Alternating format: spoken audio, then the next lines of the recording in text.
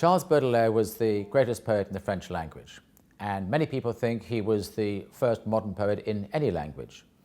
And this book is a story of how he created Les Fleurs du Mal, his masterwork, and of how the inspiration for him to do this was his muse, a woman called Jeanne Duval, the woman he called my Black Venus. Jeanne Duval came from the Caribbean. She arrived in Paris in 1842 and met him when she was singing in a tawdry cabaret at the end of the Champs-Élysées. For 20 years, they stayed together. And in those 20 years, Baudelaire created, as I've said, the greatest poetry in the French language. And at the heart of Les Fleurs du Mal lie a cycle of sensual poems which are all about her and entirely written for her, indeed dedicated to her. And those are the poems that led to the greatest obscenity trial in French history, when in 1857, Baudelaire and his publisher were deemed to have published obscene and outrageous material. And 6 poems were removed from Les Fleurs du Mal, and they were not, until 1949, given legal right to be published.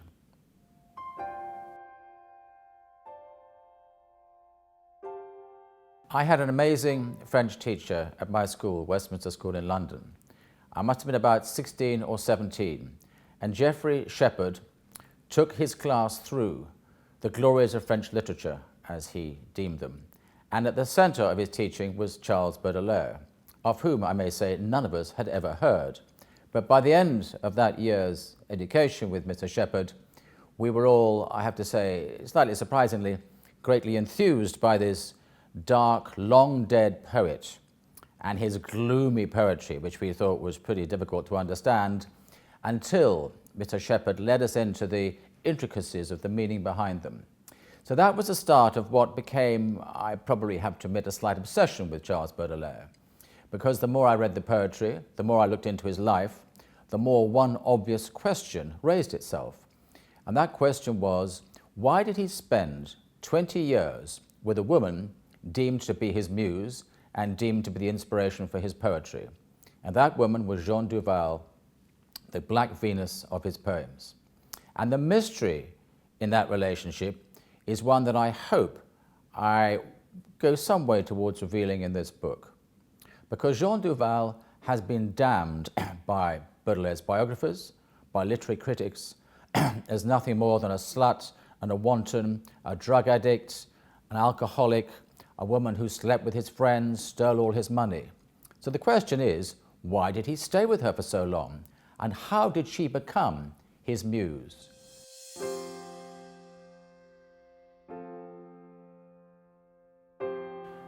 Jeanne Duval unlocked in Baudelaire a secret. She got to the essence of his art, of his poetry, and she did so through great intuition, cunning and charm. And she realized that for Baudelaire, what he called his years of paradise, when he was alone as a young man, a young boy, I should say, with his mother, were the most important years of Baudelaire's life. Now let's just go back to those years, because Baudelaire was 5 years old when his elderly father died. And for 2 years, before his mother remarried, he lived with her in a small village west of Paris, and they spent every waking hour together. And Baudelaire was captivated by the way his mother dressed, by her jewelry, her perfume, the furs she wore. And above all, perhaps, he was hugely impressed as a young boy, and maybe excited by the fact that every night she would kiss him goodnight before going to the opera or the theatre. She would come into his bedroom, dressed in her finery with her jewels and her perfume, envelop him in a goodnight kiss. She was a lady with, what can I say, a bountiful bosom, and it was in that mammary warmth that Baudelaire said goodbye to his mother. Now, Jeanne Duval remembered, or rather understood, that those years were the sort of wellspring of Baudelaire's artistic temperament, if you like.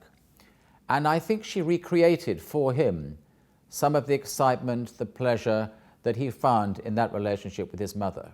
The jewelry, the way his mother dressed, the perfume that she wore.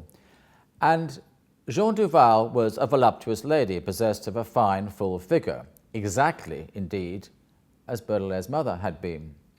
And thus, in Jeanne Duval, Baudelaire, in a sense, may well have refound his mother and recreated some of that pleasurable excitement that made those early years with his mother the years of paradise.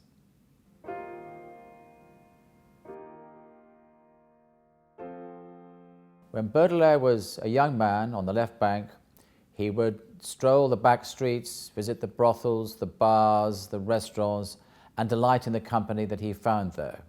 But he was equally at home on the right bank in the grand salons where ladies of distinction would patronize young poets. And that tells us a lot about Baudelaire's contradictory character, that he could be at home in the elegant salons just as much as he could in the brothels and bars of the left bank. And he was a very contradictory character. But above all else, Baudelaire stayed true to his guiding philosophy, which was that beauty was the ideal in his life and should be the ideal in anyone's life.